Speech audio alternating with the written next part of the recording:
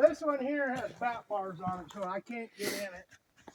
But once we start working, I'll just cut the bat bars out. It's a tight squeeze.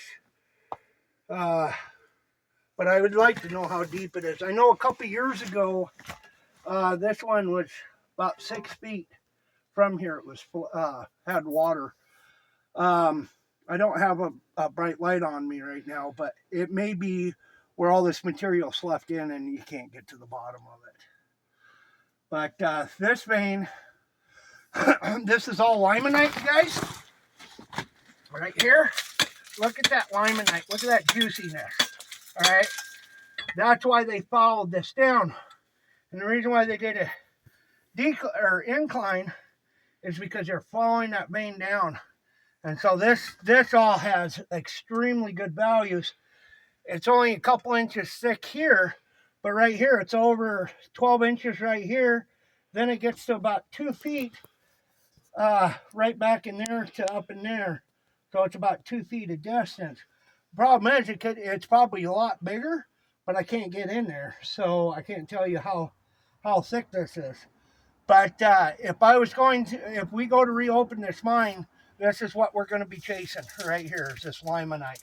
This limonite, remember, gold rides iron horse, and that's what we're after.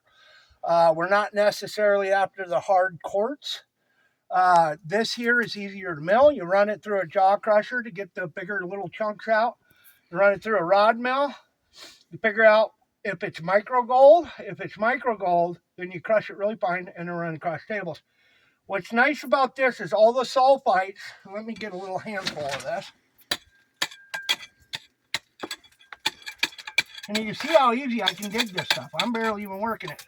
So if you look at that, all the sulfites are completely gone out of this stuff. So whatever we're going to find in here is going to be all free mill. And so even if this thing is only 1/8 of an ounce per ton, is it going to be feasible to mine it? Yes, I would say 1/4 of an ounce per ton is more feasible because it's easier to crush up. You don't have to add any chemicals or anything like that. So you don't have to roast the ore. You don't have to do anything to it, but just crush it and run it across the table. And you're going to get all the free mill out of it. And so that's why we like stuff like this, because up over here, right where Ron's at, this is all going to have sulfites and all that. But now we'll get an assay of that stuff. And if that stuff comes back, say, ounce and a half per ton, then yes, we'll go after that. But we'll mainly be going after this because this material here is going to be just free milling. And so our cost of milling is practically nothing. And so that's why when you're out there, look for stuff like this, because this is where the free money's at.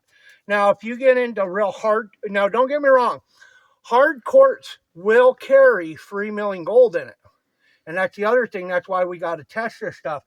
But you can get big chunks of quartz with a lot of pure gold in it. When I say pure, I'm just saying there's always impurities, but it's going to be like jeweler grade gold in that. So you just want to test everything. But what they were literally after on this mine was this limonite, because they had a poor boy little operation. The history I know of this mine, during the Depression, they lived very comfortably. After the Depression, that was the last of the workings up here. So they were just doing it because they were making money. They were making money a hard way. And then when they didn't have to do that anymore, they went back to whatever they were doing, logging, whatever. So anyways, I'm going to let you guys go, but I just wanted to show you that.